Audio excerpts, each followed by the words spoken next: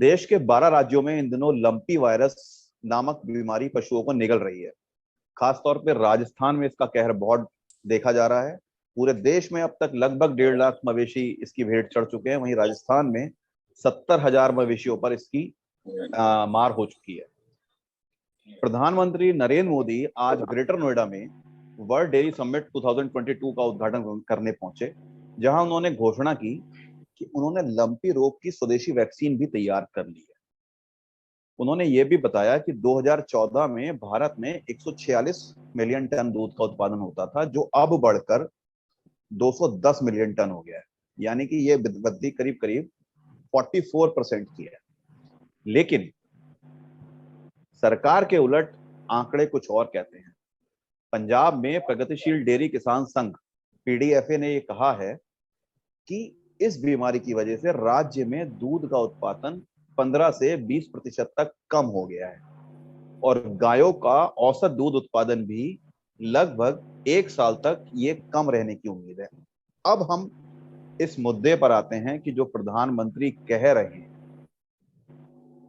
कि लंपी का उन्होंने वायरस की घोषणा आज की है। लंपी के जो ये शिकार हो रहे हैं गाय, ये पीछे 2-3 महीने से हो रहे हैं। तो ये इस पूरे पीरियड में हमारा तंत्र क्या कर रहा था, ये बड़ा सवाल है। इस सवाल पे आज हम चर्चा करेंगे। नमस्कार, मैं आशु भटनागर एनसीआर खबर के प्राइम टाइम में आपका स्वागत करता हूं। इस महत्वपूर्ण परिचर्चा में आज मेरे साथ नोएडा में गौशाला चलाने वाले गुरुजी गौतम ऋषि हैं, नोएडा से ही समाज सेवी जोगिंदर सिंह जी हैं, वरिष्ठ पत्रकार राजेश बैरागी जी हैं और वरिष्ठ पत्रकार डॉक्टर देवेंद्र शर्मा जी।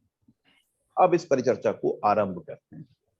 सबसे पहले मैं इस परिचर्चा को आरंभ करता हूं राजेश बैरागी जी से। राजेश जी, प्रधानमंत्री ने जो बातें आज कही और जो वास्तविकता है, इस पर मैं पहले आपका एक छोटा सा रिमार्क चाहूंगा, इसको शुरुआत करने के। ये थोड़ा सा विषय से अलग हो गया है जी जी। लेकिन मैं पहले विषय से शुरुआत करूंगा जी जी जी। कि हमारे यहाँ एक समाचार वाचक कॉमेडियन जो है वो समाचार वाचक की नकल कर रहा था। उसने कहा कि अब सुनिए मौसम का हाल। कल कुछ इलाकों में बारिश होगी, कुछ में धूप खिली रहेगी, कुछ में तेज हवाएं चलने की उम्मीद है। इन सब जगहों ये कहाँ कहाँ होगा ये हम कल बता पाएंगे, ये सब होने के बाद में। जी जी। तो हमारे देश में कोई महामारी या कोई बीमारी फैलती है, हम उसके बाद सतर्क होते हैं। ये एक खराब व्यवस्था है रोगों से निपटने की। अब आप जो प्रधानमंत्री जी के आज के उद्बोधन के बारे में मुझसे पूछ रहे हैं, तो प्रधानमंत्री जी बोलते हैं सरकारी आंकड़े के आधार पर।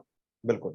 उससे जमीनी आंकड़े अलग हो सकते हैं।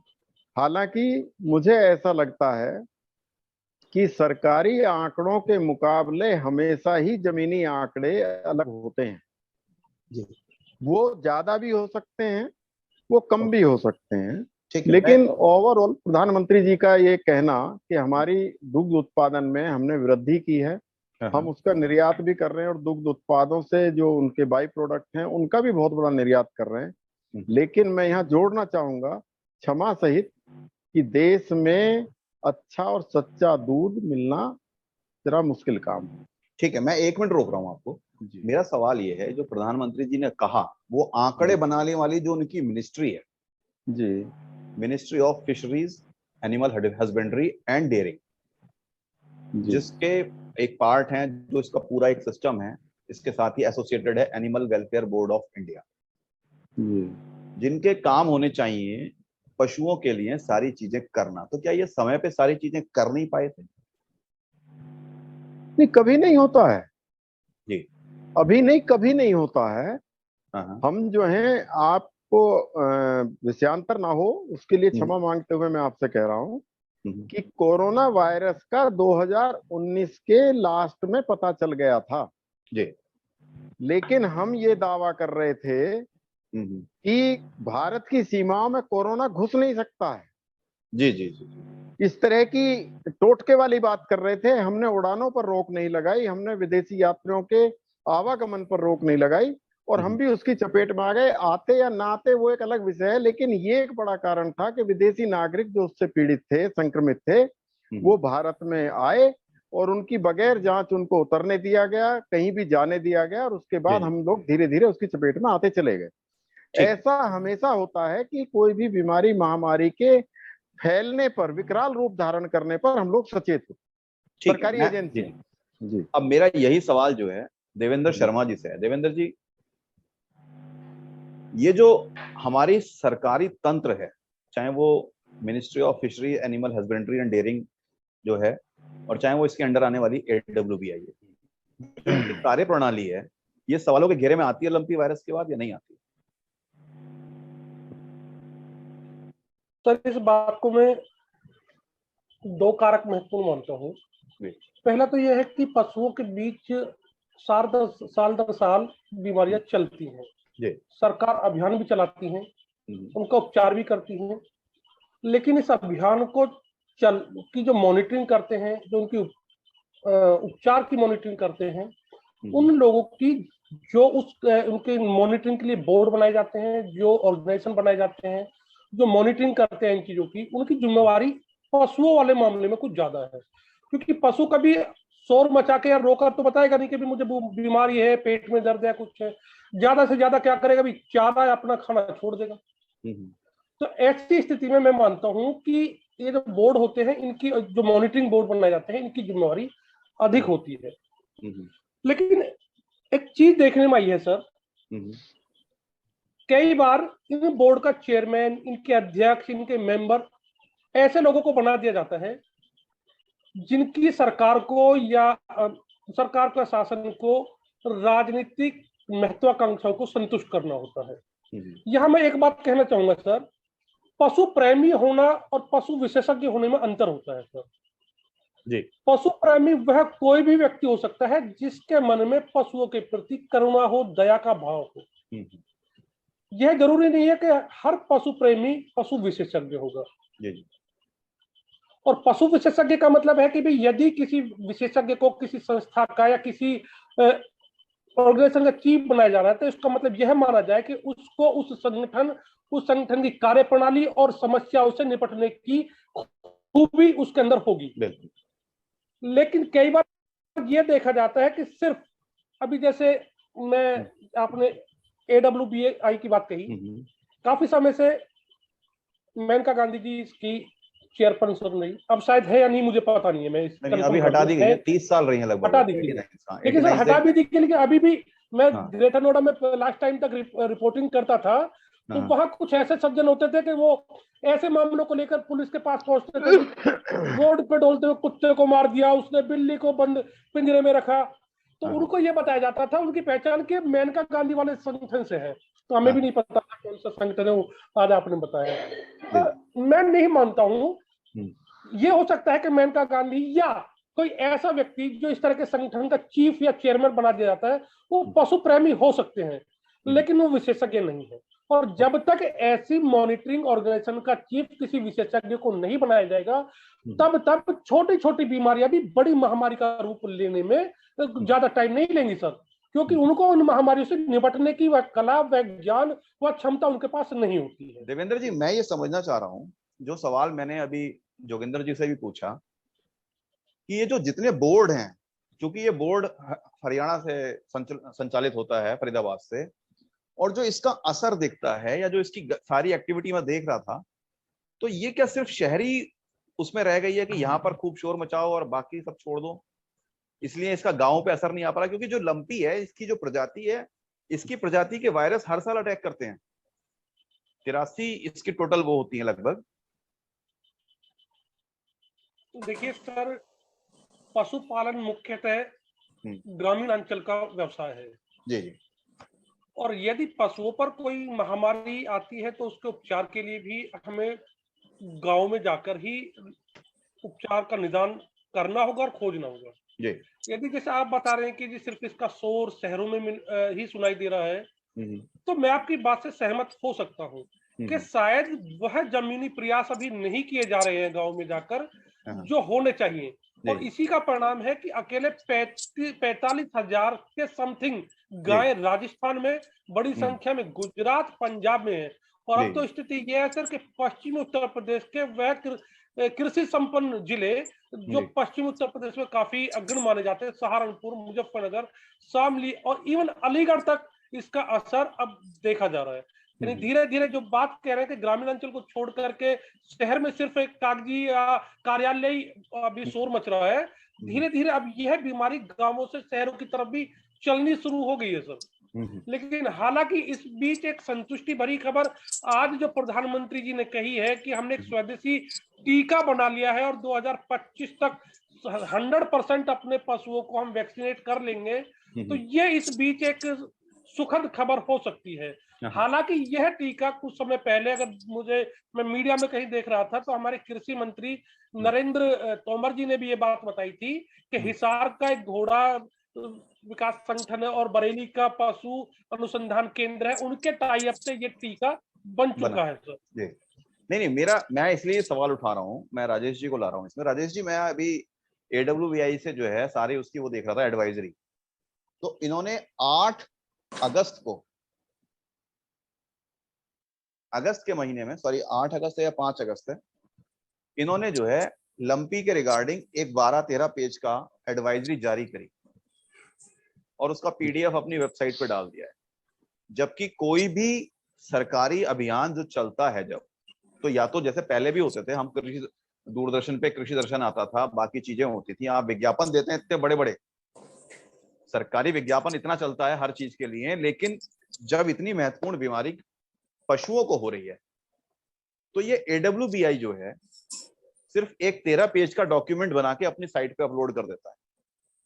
और मुझे इस पे ये बात याद आ जाती है जो हम अपनी एक पुरानी डिबेट में बात कर रहे थे, देवेंद्र जी ने कहा भी था कि हमारे यहाँ साहित्य, फिल्में और सरकारें कुत्तों को शहरी पशु मानती हैं, इसलिए वो अमीर लोगों का वो होता है और उस पर ज्यादा ध्यान दिया जाता है, और गाय भैंसों को गरीब आदमी का पशु मानती है, इसलिए उसको किनारे कर दिया जाता है। तो यहाँ पर भी क्या यही मानसिकता काम कर रही है कि बस 1 अगस्त के महीने में एक गाइडलाइन जारी कर दी एडवाइजरी और घोड़े बेच के सो गए? मैं पहली बात आपको स्पष्ट कर दूं जी कि वो 12-13 पेज का डॉक्यूमेंट हो या 1 पेज का जी, ना उसे पशु पढ़ सकते हैं ना पशुपालक। हाँ, वैसे भी वो इंग्लिश में है, तब तो और मुसीबत हो गई। लेकिन अगर वो हिंदी में भी होता जी, तो पशुपालक और पशु दोनों ही उसको पढ़ने में असमर्थ हैं। एक तो ये बात है। दूसरी बात ये है कि हमारे यहाँ जो क्या कहना चाहिए कि एक तरह से है सरकारी तंत्र जो है ये हमारा, नहीं सरकारी तंत्र नहीं, हमारे यहाँ अपनी जिम्मेदारी से मुक्त होने का एक अभियान है जी, कि हम उसे वो 13 पेज का एक डॉक्यूमेंट एडवाइजरी बनाकर उसको उस पर डाल दिया, जिसकी मर्जी है पढ़ ले। और नहीं तो जहां तक दूरदर्शन पर कृषि दर्शन है जी जी जी, जैसे किताबों से, पढ़ाई से, शिक्षा से नैतिक शिक्षा की किताब है जी जी जी, जैसे हमारे पूर्वज गायब हो गई जी जी जी, ऐसे ही समाचार चैनल से कृषि दर्शन गायब हो चुका, जबकि ये कृषि प्रधान देश है। हाँ, शायद इसमें हमारे कृषि मंत्री को कोई संदेह ना हो कि ये कृषि प्रधान ही है, लेकिन यहाँ पशुओं के स्वास्थ्य के और उनके पालन के संबंध में जैसे पहले गोष्ठियां होती थी गांवों में जी जी जी, कृषि विभाग के और पशु विभाग के अधिकारी विशेषज्ञों की गांवों में गोष्ठियां होती थी, उसमें चाहे थोड़े लोग इकट्ठा होते हो चाहे ज्यादा लोग इकट्ठा होते हो, और कई बार उन्हें उल्टा भी सुनना पड़ जाता था क्योंकि वो जमीनी सच्चाई से वाकिफ नहीं होते थे जी जी, तो उन्हें किसानों से, पशुपालकों से उल्टा सुनना पड़ जाता था। वो उनसे कहते थे कि तुमने पशु पाले हैं क्या, तो चूंकि उन्होंने पशु नहीं पाले होते थे, वो केवल किताबी पढ़ाई पढ़कर आते थे, तो कई बार उनका मुंह बंद हो जाता था। लेकिन नई चीजें, विदेशों से आयातित चीजें, एक क्षेत्र से दूसरे क्षेत्र में आने वाली चीजें, उन सबसे एक दूसरे को अवगत कराना सरकारी तंत्र का काम था जी। लेकिन मैं आपको आशु जी बता दूं कि मैं दिल्ली के बिल्कुल सटे हुए जिले गौतम बुद्ध नगर का निवासी हूं और यहाँ पशुओं की, सभी तरह के पशुओं की, यदि मुझे गौतम ऋषि जी क्षमा करेंगे तो मैं गाय को माता कहने की बजाय उसे सबसे बेहतरीन पशु कहना चाहूंगा, क्योंकि माता कहकर ही तो हमने उसका तिरस्कार किया है। यदि हम उसे पशु मानते रहते तो वो जो है, यही तो हमारे देश की और हम सभी की ये विडंबना है। नहीं, हम समझ नहीं पाए जी जो हमारी कि हमने हमने उसको पशु मान लिया है। हम माता नहीं, हाँ, हम माता बनाकर जी। उसको मंदिर में स्थापित कर देते, फिर उसकी तरफ ध्यान नहीं देते। हाँ, हमने उसे पशु ही माना होता तो शायद हम उसकी ज्यादा बेहतर देखभाल कर पाते और उसको सुरक्षित कर पाते। हमने माता माना और सड़क पर खुला छोड़ दिया। एक मिनट मेरी बात पूरी होने दीजिए। जी। मैं इस जनपद गौतम बुद्ध नगर के जिला पशुधन अधिकारी को ये चुनौती देता हूं आपके चैनल के माध्यम से कि वो मुझे बता दें कि उनके जगह जगह ब्लॉक स्तर पर, कुछ गांवों के क्लस्टर स्तर पर जो पशु चिकित्सा केंद्र बने हुए हैं सरकारी, वहां पर डॉक्टर कब बैठता है, बिल्कुल सही बात है, कितने बजे तक मिलता है, उसका नाम क्या है, उसका फोन नंबर कहाँ प्रदर्शित है, वो कितने दिन से छुट्टी पर है, उसके खिलाफ क्या कार्रवाई की गई है, कोई बात नहीं। ये हम सिर्फ फर्जी बातें कर रहे हैं यहाँ बैठकर, कोई तंत्र काम नहीं कर रहा है, सिर्फ शोर मचता है अखबारों में। गांवों में तो लोग अपना जो है वो धुआं करके और गंगा जल छिड़क कर, तुलसी का पानी छिड़क कर, उससे वो सोचते हैं कि इससे चला जाएगा। दरअसल ये मैं वापस लंपी वायरस पर आता हूँ, 1 मिनट की बात। लंपी वायरस दरअसल चेचक का एक रूप है। बिल्कुल, ये मीजल है दरअसल, इसे गॉट पॉक्स कहा जाता है। बिल्कुल। और इसमें पशु को वो सब चीजें होती हैं जो आदमी को चेचक होने पर होती है। बिल्कुल, खसरा चेचक जो है वो उस जैसी बीमारी है, उससे इसको आदमी को बुखार होता है, बुखार होता है, शरीर में दर्द होता है, आंखों से पानी टपकने लगता है और शरीर पर चकत्ते पड़ जाते हैं। पशुओं में ज्यादा ढेले जैसा भी बन जाता है उसकी उसमें। बिल्कुल, उसकी दूध की क्षमता पर तो बात ही ना करें।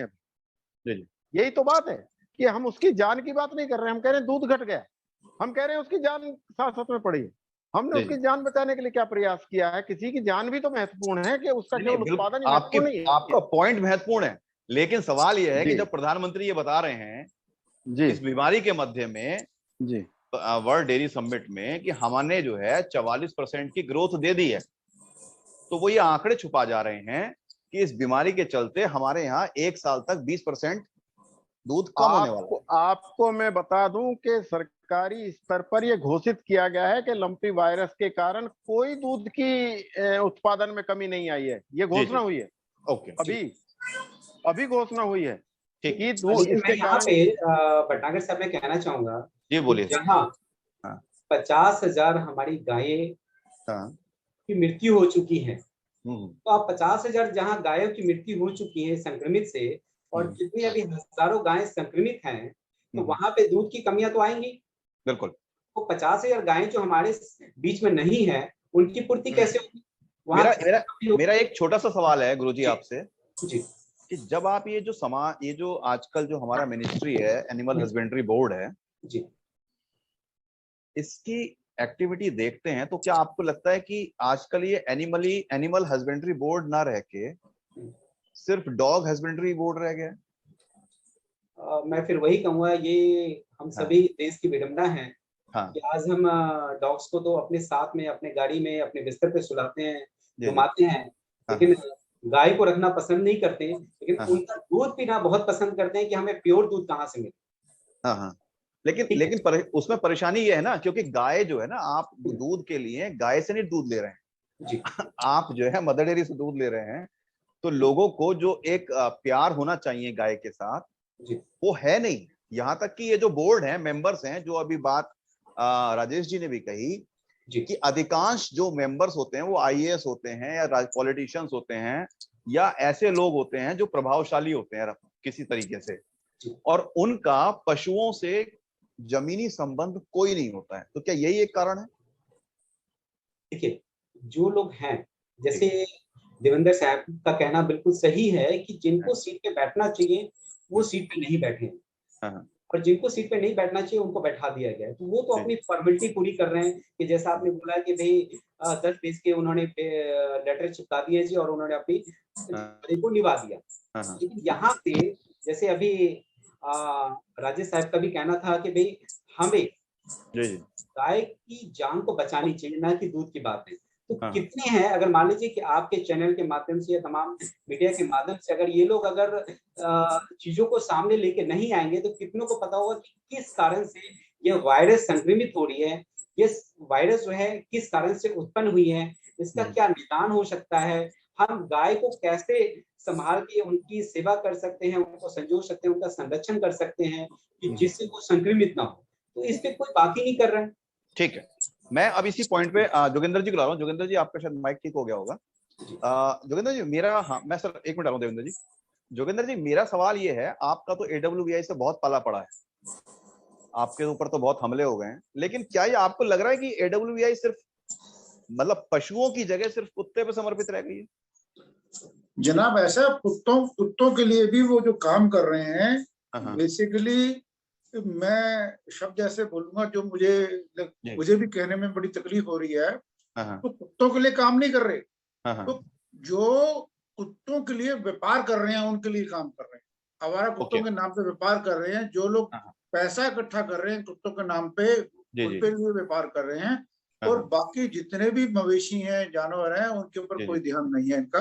आप पूरा रिकॉर्ड उठा के देख लीजिए, इनकी तरफ से कहीं कोई गाइडलाइन आई हुई हो, कोई इन्होंने काम किया हो पिछले महीने, 2 महीने, 3 महीने, 4 महीने में इनके सब कुछ जाते, कहीं कुछ नहीं है सिर्फ कुत्तों के अलावा। और कुत्तों के ऊपर भी अभी आपने देखा होगा कि माननीय सुप्रीम कोर्ट ने भी इनको बड़ा कैडा लिया है। आज की डेट में मैं ये कहूंगा कि ये जितने भी जानवर हैं, जितने भी मवेशी हैं, जो पालतू की बात कर रहा हूं मैं फिलहाल, इनकी स्थिति बहुत दयनीय है, बहुत हालत खराब है। किसान अपनी तरफ से कुछ कर रहा है तो कर रहा है, सरकारी की तरफ से या बाकी तरफ से कुछ भी ऐसी व्यवस्था नहीं है।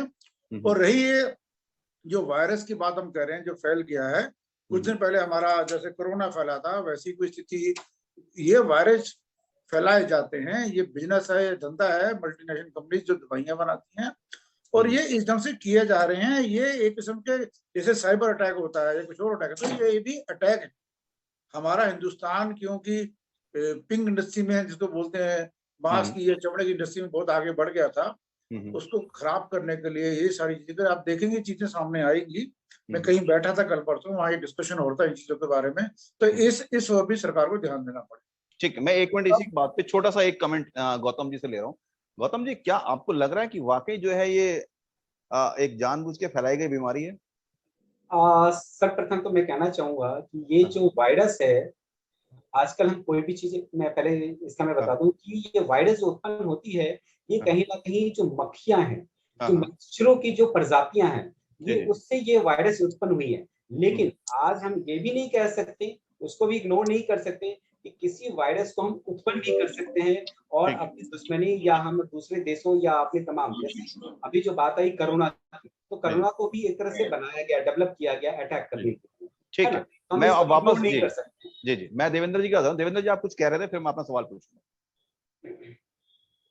सर, यहाँ मैं एक बात कहना चाहूंगा। अभी आप भी बात कह रहे थे कि प्रधानमंत्री जी के द्वारा डाटा बताया गया, तो यहाँ पर मुझे लगता है शायद प्रधानमंत्री गलत ना हो, क्योंकि जो लंपी वायरस आया है, ये जो डाटा प्रधानमंत्री जी बता रहे हैं, ये उससे पूर्व का डाटा है। ये जो लंपी से हमारे देश में कितना दुग्ध उत्पादन प्रभावित हुआ, यह नेक्स्ट जो हमारा फाइनेंशियल ईयर आएगा या जो आएगा उसमें काउंट होके आएगा, तब पता चलेगा कि लंपी की वजह से जो गाय मरी, उसके बाद हमारे देश के दुग्ध उत्पादन को कितना प्रभाव हुआ है। नहीं, ये जो आप बात कह रहे हैं, मैं रोक रहा हूँ एक मिनट। मैं ये बात जो मैंने बात कही कि 15 से 20% तक राज्यों में उत्पादन घट गया है करंट में, ये पंजाब में प्रगतिशील डेयरी किसान संघ जो है, ये उसने कल या परसों के अपने आंकड़े दिए हैं। और उसने ये नेशनल आंकड़ों के साथ कंपाइल नहीं हो सके सर भी। नहीं देखिए हाँ, लेकिन मैं ये मानता हूँ कि पंजाब जो है बड़ा घटा है, बिल्कुल सही। मैं भी ये बात मान रहा हूँ, घटा है। और ये नेक्स्ट फाइनेंशियल ईयर के जो आंकड़े आएंगे उसमें चौंकाने वाले आएंगे, बहुत गिरावट आएगी उसमें। ये मैं इग्नोर नहीं कर रहा उसको। दूसरी बात मैं ये कह रहा था सर कि ऐसी स्थिति में देश जब विकास की तरफ आगे बढ़ रहा है, हम देख रहे हैं कि जो पशुपालन को लेकर के चिकित्सा पद्धति है, इनको निगरानी पद्धति है, निगरानी संस्थाएं है, ये लगातार पिछड़ती जा रही है। बचपन में हम देखते थे, हम भी पशु पालते थे, तो नियमित तौर पर हमारे यहाँ पशुओं को टीकाकरण के लिए टीमें आया करती थी, बाकायदा उनको टीके दिए जाते थे। वो सारे प्रक्रिया, जैसे उनको मुंह पका, खुर पका, ये रोग हो जाते थे, और भी कई तरह के रोग होते थे पशुओं के अंदर, तो उनको दूर करने के लिए टीमें आती थी, गांव में भ्रमण करके देखती थी किसके घर पर कौन सा पशु बीमार है, या अगर बीमार नहीं है तो बीमारी से उसे बचाया जा सके, उसके लिए भी उपचार होते थे। लेकिन आज व्यवस्था देखने में आ रही है कि सिर्फ इंटरनेट एडवाइजरी जारी करना यहां तक सीमित है, वो टीमें फील्ड पर काम करती हुई दिखाई नहीं दे रही है सर। मतलब आजकल काम का भी डिजिटलाइजेशन हो गया है। व्यवस्था में जहां थोड़ा मुझे पतन और गिरावट देखने को मिली है। जी। मतलब जो डिजिटलाइजेशन हो गया है कि अब हर काम व्हाट्सएप पे एक इमेज बना के डाल दो और श्रद्धांजलि दे दी गई। और सर आपने एक बात कही थी, ये इसे कटाक्ष समझिएगा कुछ, कि अभी राजेश जी कह रहे थे और हम भी समझ रहे हैं, क्योंकि हम एक थोड़ी पीढ़ी ऊपर आ गए हैं कि दूरदर्शन होता था और उसमें कृषि दर्शन आता था। तो आज की जो वर्तमान पीढ़ी है, हो सकता है उसमें कुछ किसान भी हो। पहली बात तो दूरदर्शन भूल गए होंगे, कृषि दर्शन का तो नाम ही भूल जाइए कि कृषि दर्शन का भी कोई महत्व होता था। जी। मैं राजेश जी से ये समझना चाहता हूँ, राजेश जी क्या सब कुछ डिजिटलाइज हो गया है? किसानी की खेती, पशु भी जब डिजिटल हो गए। मैं उसी बात पर आ रहा था कि इसे व्यवस्था के साथ डिजिटल रेप भी कहा जा सकता।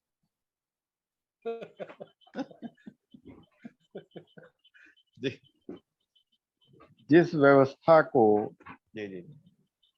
इसे डिजिटल उत्पीड़न कहे तो कुछ ज्यादा बेहतर होगा। नहीं, देखिए साहब, अंततः तो रेप ही है कि जब हम किसी व्यवस्था के साथ बलात्कार करते हैं। बिल्कुल। तो चूंकि ये व्यवस्था के साथ बलात्कार दूर से हो रहा है, इसलिए इसको डिजिटल रेप कहा है, जिसके लिए मेरी नजर में उचित शब्द है। बिल्कुल। और ये थोड़ा सा हास्य का भी विषय हो सकता है, लेकिन मेरी पीड़ा है ये कि हम लोग सब काम, वो जिम्मेदारी त्यागने की बात जो कर रहा था मैं, कि हम अपनी जिम्मेदारी से मुक्त होना चाहते हैं, लेकिन ये जो ग्राम स्तर पर और पहले गांव में जो बुजुर्ग लोग थे, वो भी ये बात ध्यान रखते थे पहले से कि पिछली बार जुलाई के महीने में खुरपका और मुंह पका आ गया था, और फिर अगस्त के महीने में गलघोंटू शुरू हो गया था, और फिर पशुओं में अफारा भी एक बीमारी होती थी। वो एक जंगल में एक झाग जैसा बन जाता है वो किसी कीड़े से, और अगर पशु गलती से उसको खा ले तो उसको अफारा बन जाता था और बड़ी उसकी जानलेवा उसके लिए हो जाता था। वो सबका हमारे बुजुर्ग ध्यान रखते थे और वो सतर्क करने लगते थे पशुपालकों को, अपने बच्चों को, अपने अड़ोसी पड़ोसियों को, कि भैया अब जो है इसके नीचे कीचड़ मत होने दो, पानी मत भरने दो। जबकि तब साधन बहुत कम थे, अब तो पक्के मकान हैं, वहां पानी भरता नहीं है, लोगों ने पंखे और कूलर भी लगा रखे हैं अपने पशुओं के लिए। लेकिन चूंकि कुछ बीमारियां दूसरे परजीवियों से आती हैं, ये बीमारी भी परजीवी आधारित है कि इसमें मच्छर, मक्खी और जूं, और एक चीज और है, ये मच्छर, मक्खी, जूं और ततैया, इनके काटने से ये वायरस अपनी जगह है, वायरस एक से दूसरी जगह ट्रेवल करता है, इनके माध्यम से कैरियर है ये। ये चीज है। और दूषित खाने से और पानी से भी ये बीमारी फैल रही है। अब मैं समझना चाहता हूँ, हम आपके चैनल के माध्यम से जो पशुपालक इसको देख रहे हो, हम कोई विशेषज्ञ नहीं है, लेकिन जितनी जानकारी हमने जुटाई है उसके हिसाब से उनसे ये अपील करना चाहते हैं कि वो लोग इन चीजों का ध्यान रखें। पशुओं के आसपास थोड़ा सा मच्छर मक्खी को भगाने के लिए धुएं का इंतजाम कर दें, उससे भी बचा जा सकता है। ये अपने स्तर पर बचाव है, बाकी सरकारी सहायता तो डिजिटली आ रही होगी। मैं अब इस पॉइंट पे एक छोटा सा मैं एक बात कहना चाहता हूँ सर, एक मिनट, मैं राजेश जी के आगे मैं कुछ कहना सर। ये जो व्यवस्था को लेकर के हम चर्चा कर रहे हैं कि पशु जो कि बेजुबान जानवर है, अपनी समस्या बता नहीं सकता, उसके आचरण से महसूस की जाती है, और जब तक हम उसकी बीमारी को पहचानते हैं तब तक कई बार बहुत देर हो चुकी होती है। मैं आपको रोक रहा हूँ, 1 मिनट रोक रहा हूँ। जो आप बात कहना चाह रहे हैं, जब मैं प्रधानमंत्री जी के भाषण की प्रेस रिलीज पढ़ रहा था आज, जब मेरे पास आई, आपके पास भी आई होगी जी, तो मतलब प्रधानमंत्री जी की मैं एक बात का बहुत कायल हूँ कि अगर आपके सिर में दर्द है तो वो आपको जो है हाथों में चूड़ियां बढ़िया, या हाथों में जो है बढ़िया आपको चीज दे देंगे, जिससे आपका दिमाग जो है सिर दर्द की तरफ से हट जाएगा। तो प्रधानमंत्री जी ने आज ऐसा भी हो सकता है कि आपके सिर दर्द को इवेंट बना दिया जाए। हाँ, तो आज प्रधानमंत्री जी ने एक और बात कही कि लंपी वायरस का वैक्सीन बताने के बाद उन्होंने कहा कि हम जो है अब एक पशु आधार योजना ला रहे हैं, यानी कि जो एक ऐसी योजना जिसमें पशुओं का भी, हाँ, पशुओं का भी जो है बायोमेट्रिक्स हाँ, ये लाने जा रहे हैं। तो यानी कि क्या हुआ कि जो हमारी जो डिस्कशन का डिबेट जो वायरस पे है, उसको उन्होंने पहले ही डाइवर्ट कर दिया कि भाई अब आप सपने देखो कि हम आपके पशुओं का बायोमेट्रिक कराएंगे, उसका आधार कार्ड बनाएंगे, उसकी सारी बीमारियां अपडेट रहेंगी, और हमने उसको नाम दिया है पशु आधार। तो ये समस्या से भागने जैसी चीज है या समस्या को डाइवर्ट करने वाली बात? मुझे लालू जी के एक दफा के शब्द याद आते हैं, बाढ़ आई तो पटना तक, अंदर तक, शहर के अंदर तक गंगा जी का पानी आ गया। तो बोला लालू जी ने उस दिन, मेरे को आज भी शब्द याद आते हैं, टीवी पे उनका डायरेक्ट लाइव आ रहा था कि अहो बाग है हमारे, गंगा जी हमारे पास खुद चल के आई। हाँ, तो हमारे नेता है, ये नेता है हमारे, कुछ भी कह सकते हैं।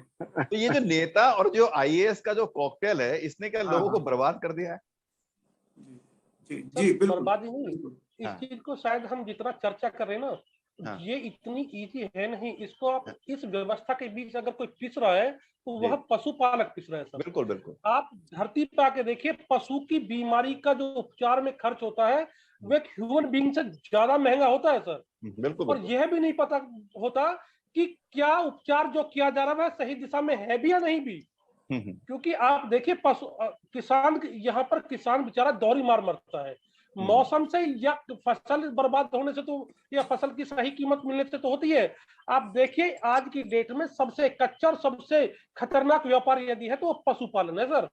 पता नहीं कहाँ से मेरा इसमें एक और सवाल है, एक मिनट में पूरा कर दूं, कहां से कैसा और किस तरह का बीमारी लग जाए और पूरे उनकी साल भर की कमाई हफ्ता भर में पशु चिकित्सक को देनी पड़ जाए। प्राइवेट रूप में बहुत डॉक्टर सक्रिय हो गए सर। तो ऐसी स्थिति में जब पशुओं को मॉनिटरिंग करने वाली संस्थाएं अपने काम को ढंग से नहीं करेंगी, प्रोफेशनल लोग उनके मॉनिटर बन जाएंगे, उनकी मॉनिटरिंग करेंगे, तो उनको जमीनी उससे कोई मतलब नहीं है। वह सिर्फ औपचारिकता निभा करके अपने कार्य से इतिश्री कर लेंगे, कागज की पूर्ति, कागज का पेट भर देंगे कि हमने कर दिया, और उनके करने से जैसे माने पशुओं की बीमारी दूर हो गई हो। इस पूरी व्यवस्था में पशुपालक और किसान पिस रहा है सर। ठीक है, अब मेरा सवाल सिर्फ ये है कि हम एक बात कहना चाहूंगा, जी जी जी, एक बात कहना चाहूंगा, क्योंकि हर चीज का जो बाजारीकरण हो रहा है, हर चीज का निजीकरण जो हो रहा है, इसके पीछे यही सारी चीजें हैं। अभी तक क्या होता था, मुझे भी याद है, आज से 10-15 साल तक पहले तक, जो पशुओं के लिए हर जगह, इनके लिए छोटी छोटी डिस्पेंसरी, अस्पताल थे, पशु चिकित्सक से हर जगह उपलब्ध थे। बिल्कुल बिल्कुल। और वो फ्री थे, ये मान के चलिए सरकार की तरफ से सारी व्यवस्था, बहुत ज्यादा किसान का उस टाइम पैसा खर्च नहीं होता था। लेकिन अब पिछले 15-20 साल में मैं देख रहा हूँ धीरे धीरे पूरा व्यवसायीकरण हो गया। अब कुछ भी फ्री उपलब्ध नहीं है कहीं पर भी, और ये बड़ा व्यापार में कन्वर्ट हो गया है। ये बीमारियां, मैं आपसे जो कह रहा हूँ, ये बनाई जा रही हैं, फैलाई जा रही है। और इसके अंदर सरकारों का भी योगदान है, नेताओं का योगदान है, और आईएएस अफसर सबका योगदान। ठीक है, मैं अब जो ये हमने समस्या को समझने का तो प्रयास किया है, अब मैं सिर्फ ये इसको कंक्लूड करूंगा, समाधान क्या है इसका, पहले आपसे जोगिंदर जी। भाई समाधान तो इसका है कि जो सरकारी तंत्र है जो वापस पुराने ढर्रे पे आना चाहिए, वो जन जन तक पहुंचे और घर घर पहुंचे। जब शुरुआत में साल के अंदर इनके प्रोग्राम बने हो, आधार तो जब बनेगा, लेकिन जो ऑलरेडी सिस्टम है हर जगह आज की डेट में भी पुरानी डिस्पेंसरियां बनी हुई हैं, व्यवस्था है, लेकिन उनमें डॉक्टर नहीं है, उनमें डॉक्टर उपलब्ध किया जाए, दवाइयां उपलब्ध किया जाए, और पुराना वाला सिस्टम जो गांव देहात में पहले चला करता था उसी को वापस लाया, उससे बीमारियां नहीं फैलेंगी। ठीक है, मैं इसी बात को गौतम ऋषि जी से समझना चाहूंगा। गौतम जी, आपका क्या सुझाव है, किस तरीके से सरकार इनको चीजों को सही करे, जो व्यवस्था में खराबी है, ये संस्थाएं ढोल बन गई हैं AWBI जैसी, कि बस ये बजती रहती है मगर कुछ हो नहीं रहा है। कागजी संस्थाएं जी है। मैं आपकी और यहाँ सभी वरिष्ठ जनों की मैं सभी बातें बहुत ध्यान से सुन रहा हूँ। जैसा आपका कहना था कि सरकार है चाहे IAS ऑफिसर्स हैं, दोनों मिलके भी कुछ नहीं कर पा रही हैं, या उनको क्या करना चाहिए, या एनिमल हस्बेंड्री बोर्ड्स की बात हो रही है, या हम यहाँ गाय की बात कर रहे हैं, वायरस की बात कर रहे हैं, या उनको हम, तो यहाँ पे देखिए सबसे पहली चीज कि आज जैसे माननीय प्रधानमंत्री मोदी जी का एक डेयरी समिट हुआ और वो पूरा वर्ल्ड वाइड गया, यानी वो कोई भी चीजें कहते हैं तो पूरा वर्ल्ड वाइड उसको लोग सुनते हैं, समझते हैं और फॉलो भी करते हैं। तो मेरा ये कहना है कि जब हम दूध के प्रोडक्शन की बात कर सकते हैं, उसके उत्पादन की बात कर सकते हैं, उसको बढ़ाने की बात कर सकते हैं, ठीक है, एनिमल हस्बेंड्री की बात कर सकते हैं, तमाम बोर्ड्स की जो हस्बेंड्री से जुड़े हैं, एनिमल से जुड़े हैं, उनकी हम बात कर सकते हैं, मिनिस्ट्रीज की बात कर सकते हैं। तो यहाँ पे आप मिल्क किस पे डिपेंड है, गाय के ऊपर ही, भैंस के ऊपर भी, चले बकरी के ऊपर भी है, लेकिन मेन अल्टीमेट तो भाई गाय ही है। तो आप एक गौ मंत्रालय एक राष्ट्रीय स्तर पे क्यों नहीं बनाते, या एक राष्ट्रीय गौ कानून क्यों नहीं पारित करते? आज तमाम मान लीजिए जैसे वायरस है या एनिमल हस्बेंड्री बोर्ड्स हैं, वो सही से काम नहीं कर रही हैं, लेकिन जब एक राष्ट्रीय स्तर पे, केंद्र स्तर पे अगर एक कानून पारित हो जाएगा, कानून बन जाएगा, तो उसके तहत तो कोई भी व्यक्ति, चाहे कोई पदाधिकारी, कोई अधिकारी हो, कोई बोर्ड हो, कोई संस्था हो, या कोई मान लीजिए कि गौपालक भी हो, अगर वो कोई भी चीजें गलत एक्टिविटीज करता है तो उसके पे लीगल एक्शन हो सकता है। तो वो चीजें सर्वप्रथम जो होनी चाहिए, एक राष्ट्रीय गौ कानून पारित या एक गौ मंत्रालय, वो अभी तक क्यों नहीं बन पा रही? अगर आज हम डिजिटलीकरण की बात कर रहे हैं कि भाई उसको डिजिटलीकरण से जोड़ा जाएगा कि कितने हमारे मवेशी हैं, पशु हैं, गाय हैं, ठीक है, लेकिन जो हमें सर्वप्रथम जरूरी है, एग्जाम्पल कि आप डिजिटलीकरण की बात कर रहे हैं, पूरा एक बजट, एक रिकॉर्ड्स मेंटेन कर रहे हैं, सब कुछ बता रहे हैं कि हमें दूध उत्पादन कितना चाहिए, एक डेयरी समिट की भी बात कर रहे हैं, लेकिन आज सड़कों पे जो गाय घूम रही हैं, आज वायरस से संक्रमित हो चुकी हैं, या आज हमने जैसे आपके चैनल के माध्यम से हम कह रहे हैं कि गाय पशु नहीं, हमारे लिए माता है, ठीक है, लेकिन उसको कौन बताएगा? उसके बारे में भी तो जैसे हम पब्लिक हैं, आप मीडिया हैं, आपके तमाम मीडिया के माध्यम से जन जन तक बातें पहुंचती हैं, ऐसे तो सरकार की भी जिम्मेदारी बनती है कि अगर वाकई में गाय सनातन से जुड़ा है, वेद शास्त्रों से जुड़ा है, गाय को लोग मानने वाले माता मानते हैं, तो उसके पीछे कारण क्या है? आज जैसे मान लीजिए पूरा विश्व, मैं थोड़ा सा टाइम ज्यादा लूंगा लेकिन बताना बहुत जरूरी है, आज पूरा विश्व पर्यावरण को लेके, पेड़ पौधों के लेके जितनी सजग हो गई है, आज क्यों पेड़ पौधे को कटने से बचाते हैं? क्यों एक पेड़ पौधा कटता है तो भाई उसके बजाय 4 पौधे लगाने की कोशिश करते हैं आज पूरे विश्व में, क्योंकि उनको पता है कि भाई अगर पेड़ पौधे नहीं बचेंगे तो हमें ऑक्सीजन नहीं मिलेगी, ऑक्सीजन नहीं मिलेगी तो हम जीवित नहीं रहेंगे। तो कहीं ना कहीं वहां स्वार्थ जुड़ गया। तो हम क्यों ना गाय के प्रति हम स्वार्थ, जो मनुष्य का एक स्वार्थ है, वो जोड़ा जाए। अगर वो नहीं समझना चाहते तो मैं बताना चाहूंगा कि जो भारत की जो देसी नस्ल की जो गाय है, जिस तरीके से पेड़ पौधे से जो हमें ऑक्सीजन मिलती है, ऐसे भारत की देसी नस्ल की गाय से हमें ऑक्सीजन मिलती है। ठीक, मैं यही रोक रहा हूँ आपको सर, बहुत लंबा हो जाएगा। मैं थोड़ा सा शॉर्ट में भी कहना चाहूंगा, हम लोग जो बड़ी सरकारें ये सब लोग जो बड़ी गलती कर रहे हैं, दुग्ध उत्पादन बढ़ाने की बात हो रही है, दुग्ध उत्पादन बढ़ाने के अंदर जो क्रूरता हो रही है उसकी कोई बात नहीं कर रहा है। ठीक है, तो गाय या हमारे जितने भी सर, मैं इसीलिए मैंने बोला कि अगर ये राष्ट्रीय गौ कानून पारित हो जाए, ये गौ मंत्रालय बन जाए, तो उसमें सभी समाधान उसमें निकल के आ जाते हैं। ठीक है, मैं यही आपको 12-15 साल होती थी वैसे तो आजकल उनकी 4-5 साल में कटने के लिए चले जाते हैं जानवर। ठीक है, अभी हम समाधान पे हैं, जानकारी मात्र से, वो अज्ञान मात्र से, कि अगर उनको ये नहीं पता कि 2-4 हजार रुपए के लिए मैं गाय को जो बेच रहा हूँ, जो गाय दूध नहीं देती है, अगर मैं उस गाय का सही से पालन करूं और उसके प्रति मैं सजग हो जाऊं कि उसके गोबर और गोमूत्र से मैं इतनी धन अर्जित कर सकता हूं कि जिससे मैं उस गाय का पालन पोषण भी करूं और जो गौ पालक है उसका भी भरण पोषण हो सकता है। ठीक है, मैं आपका पॉइंट ले लिया कि जीवन उसको धन अर्जित हो सकता है। ठीक है, वो तो 2-4 हजार की बात कर रहे हैं आप। जी। अब मैं देवेंद्र जी को ला रहा हूँ। देवेंद्र जी, समाधान क्या है? आप उंगली भी उठा रहे थे अभी। जी, मैं समाधान की तरफ ही चल रहा हूँ सर। जी। समाधान तो जैसा मैंने पहले बताया था कि जो पशुओं को लेकर के निकाय बनाए गए हैं, जो इंस्टीट्यूशंस बनाए गए हैं मॉनिटरिंग के लिए, उन पर विशेषज्ञों को बैठाया जाए, क्योंकि जब तक अनप्रोफेशनल लोगों का इन पर कब्जा रहेगा तब तक सिर्फ वो कागजी और हवाबाजी की बातें करते रहेंगे, क्योंकि जमीनी सच्चाई से उन्हें कोई वास्ता नहीं होता है, ना ही उन्हें जानकारी होती है। जब जानकारी नहीं है तो समाधान वो दे भी नहीं पाएंगे। दूसरी बात मैं यह कहूंगा सर कि हमें पशुओं को लेकर भी अपनी प्राथमिकता तय करनी होगी। कल की डिबेट का शायद कुछ सारांश आज मैं यहाँ उठा के लेके आता हूँ कि पशुओं में यदि हम अपनी प्राथमिकता तय करें तो कुत्ते और बिल्ली हमारी प्राथमिकता नहीं है सर। बिल्कुल, हमारी प्राथमिकता गाय और भैंस है सर। बिल्कुल, गाय भैंस हमारे परिवार के पालन का आधार है, कुत्ता बिल्ली हमारे परिवार के भरण पोषण का आधार नहीं है। और इस समाधान के लिए मैं एक बात और कहता हूँ, क्योंकि देख रहे हैं कि लोग बाग कुत्ते बिल्ली की केयरिंग को लेकर ज्यादा जागरूक है, ज्यादा बातें करते हैं। गाय और दुधारू पशुओं की स्थिति यहाँ बड़ी विचित्र है और लंपी जैसे वायरस फैल रहे हैं। ऐसी स्थिति में मैं कहूंगा कि सरकार को प्रयास करने चाहिए, प्रयास नहीं यह करना चाहिए कि एक दुग्ध मंत्रालय बनाया जाए और ये जितने दुधारू पशु है हमारे, चाहे वो भैंस है या गाय है, इनकी मॉनिटरिंग उस दुग्ध मंत्रालय को दी जाए, उनके द्वारा इनकी मॉनिटरिंग की जाए, इनकी समस्या को उनके द्वारा देखा जाए। और यदि गाय को कुत्ते के साथ कंपेयर करेंगे तो सर ये हालत यही होगी। मैं 1 मिनट के लिए रोक रहा हूं आपको, आपके पॉइंट पे। बेसिकली है क्या, ये जो ministry of fisheries, animal husbandry and dairying है, department of animal husband and dairying का मतलब है ये डेयरी दुग्ध ये पूरा मंत्रालय उसी का है। मैं बिल्कुल सेपरेट कर दीजिए सर, अलग कर दीजिए। और असली बात इसलिए मैंने बोला कि गौ मंत्रालय या राष्ट्रीय गौ कानून, कि आपको उससे दूध भी मिलेगा और उसके अलावा भी बहुत सारी चीजें मैं 1 मिनट रुक रहा हूं। जी मैं रुक, जैसे कृषि प्रधान देश आपने कहा। नहीं 1 मिनट सर, 1 मिनट।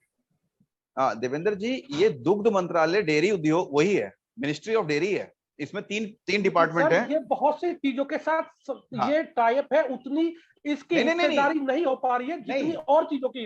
नहीं, आप समझिए, ये सिर्फ ये जो मिनिस्ट्री है, ये कृषि विभाग से अलग फिशरीज डिपार्टमेंट, मछली पालन और डेयरी दुग्ध उत्पादन, इसके लिए है। लेकिन थोड़ा सा मैं अपनी बात को संशोधन करता हूं, दुधारू पशुओं की मॉनिटरिंग के लिए एक अलग से इंस्टीट्यूशन बनाया जाए। ठीक है, चलिए विभाग वही रहे, लेकिन इनको कुत्ते बिल्ली की निगरानी से अलग रखा जाए सर। अगर यदि इनको कुत्ते बिल्ली की तरह ट्रीट किया जाएगा, उनके साथ इनको कंपेयर किया जाएगा, तो हालात बद से बदतर ही हालात। जी आज से 10 साल 15 साल पहले तक इस विभाग में, AWBI में कुत्तों के लिए कोई स्थान नहीं था। ये महज 15 साल पहले कुत्तों को एंट्री दी गई है, स्पेशल एंट्री। उससे पहले ये पशुपालन का ही काम करते थे। मैं एक बात कहूंगा सर, अभी एक बात आपने बहुत रिलेवेंट बात कही है। मेरे पिताजी दिल्ली MTNL से रिटायर्ड है सर। तो उन्होंने अपने विभाग का एक मुझे वाकया बताया था। उन्होंने बताया कि देवेंद्र, हमारा लाइनमैन अपने क्षेत्र की लाइन को, फॉल्ट को चेक करने के लिए गया हुआ था। तो वह लाइनमैन जैसे ही उसको फॉल्ट को चेक कर रहा था, तो वहां से गुजर रहे एक व्यक्ति के हाथ से कुत्ता छुटकर उस पर झपट पड़ा। उसने अपने बचाव में उसके हाथ में जो फोन रिसीवर होता था उसको सर पे मार दिया। और इत्तेफाक देखिए, कुत्ते की मौत हो गई। ठीक है, कुत्ते की मौत के बाद उस व्यक्ति को अपना पीछा छुड़ाना भारी हो गया सर। जी और आप ये तो कुत्ते की रिलेवेंस होगी समाज में। और आप देखिए, मैं कितनी गाय दिखाता हूँ जो सड़क पे मरी पड़ी रहती है, वो दुधारू होती है, उनको डंडे मार के भगा दिया जाता है।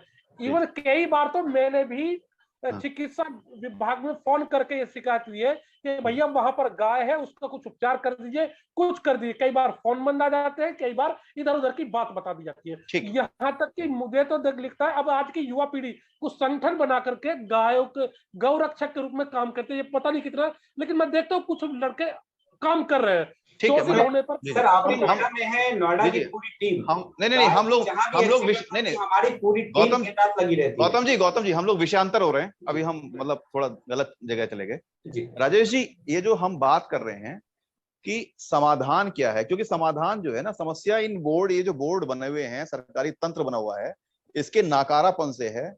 और जहां पे ध्यान देना चाहिए वहां की जगह अमीर लोगों के कुत्ते पे ध्यान ज्यादा है। इनका क्या गड़बड़ी है, समाधान क्या हो? सर सबसे देखिए ये तो राजेश जी ये तो एक इसको उसके साथ कनेक्ट ना करें कि कुत्ते के साथ, कुत्ते बिल्ली का अपना अस्तित्व है और कुत्ता जो है वो प्रेमिका है, गाय जो है माता वो एक घरेतिन की तरह है या माता है, उसका ध्यान रखा जाए ना रखा जाए, प्रेमिका का ध्यान रखना जरा सा ज्यादा जरूरी हो जाता है। जहां तक प्रधानमंत्री जी ने पशु आधार की जो बात कही है, मुझे नहीं पता उसमें क्या करेंगे वो, लेकिन मुझे लगता है कि आगे आगे पशुओं का मतदाता पहचान पत्र भी बनेगा बिल्कुल इस देश में। वो वही है और वो वही है। और जब वो अभी हम मूर्ख, लोकतंत्र में 9 मूर्ख होते हैं जो 10वें मूर्ख को चुनते हैं। जी, फिर पशु भी चुनेंगे, लेकिन मैं बाबा तुलसी के पास जाना चाहता, जिन्होंने कहा ढोल गंवार शूद्र पशु नारी और नारी, तो शूद्र पशु नारी ये सब ताड़न के अधिकारी, सकल ताड़ना के अधिकारी, सकल ताड़न या सभी ताड़न के अधिकारी, मैं उसे और सरल रूप में बता रहा हूँ। 500 वर्ष पहले तुलसीदास जी ने ये जान लिया था कि पशुओं को ताड़ना,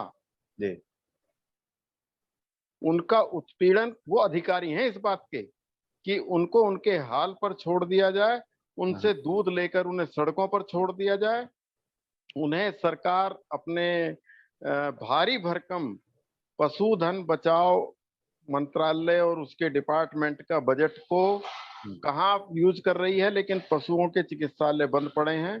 समाधान ये है मेरी नजर में कि सरकार को तो अपनी जिम्मेदारी निभानी ही चाहिए, वो नहीं निभा रही है तो नैतिक पतन है उसका ये।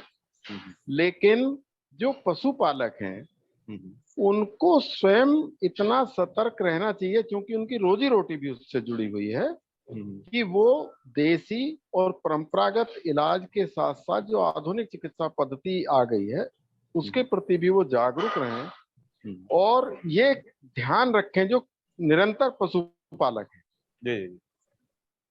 आप मेरी बात को ध्यान से सुनें कि जो निरंतर पशुपालक हैं, जिनकी जीविका उसी पर निर्भर है, उनको ये ध्यान रखना चाहिए कि मौसम के साथ कौन सी बीमारी होती है, उसकी पहले से सतर्क रहने की जरूरत है। सरकार पर मेरा भरोसा इसलिए कम है कि वहां चक्कर लगाने की बजाय हम शायद उतने परिश्रम में और उतनी ऊर्जा में अपना खुद का बचाव ज्यादा कर सकते हैं। इसे गाय भैंस के बीच में भी नहीं उलझना चाहिए, बल्कि सभी पशु जो हमारे उपयोग के हैं उन सबकी ही रक्षा की जानी चाहिए। और ये पशुपालक अच्छी तरह जानता है। और ये झगड़ा भी गांव शहर का नहीं है, शहर में भी, दिल्ली में अभी मुझे पता चला है कि दिल्ली में 80,000 पशु हैं जिनकी गिनती सरकार कर रही है। उसके जमीनी आंकड़े अलग हो सकते हैं कि जो 4 या 5 बड़े डेयरी फार्म हैं दिल्ली में जिनसे पूरे दिल्ली को दूध मिल रहा है, उनमें 80,000 पशु हैं, जिनमें से 60,000 के टीकाकरण के लिए केंद्र सरकार ने दिल्ली सरकार को गोट पॉक्स टीका उपलब्ध कराया। 60,000 टीका।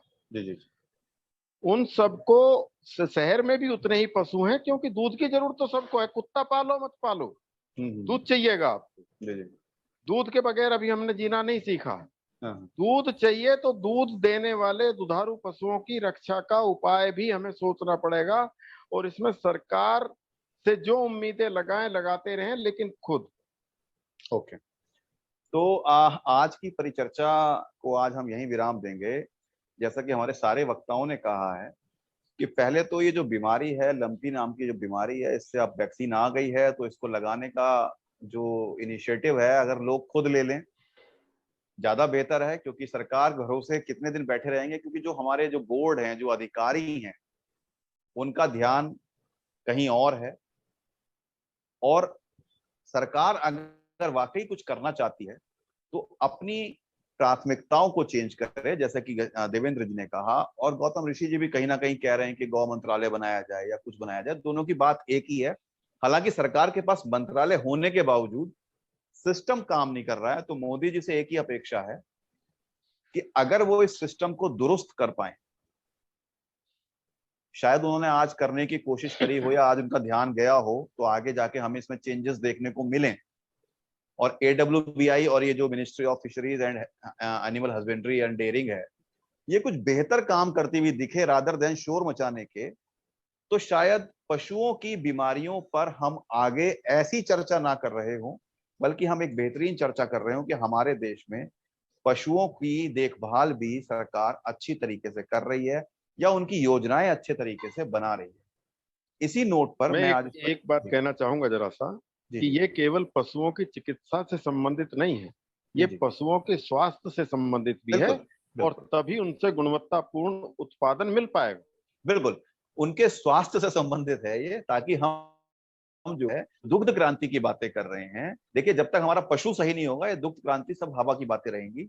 इसलिए सिस्टम को करेक्ट करना बहुत जरूरी है, और सिस्टम से जो अनप्रोफेशनल लोग हैं, जो प्रभावशाली लोग अपने किसी प्रभाव की वजह से इन जगह बैठे हुए हैं, उनको हटाकर, मेनका गांधी जैसे जो भी लोग हैं, मेनका गांधी तो एक नाम आपने लिया, मैं नहीं कह रहा हूं उनके बारे में कुछ, लेकिन जो भी लोग हैं उनको हटाकर ऐसे लोगों को लाया जाए जो वाकई पशुओं के हित समझते हों, जमीनी सच्चाई को जानते हैं।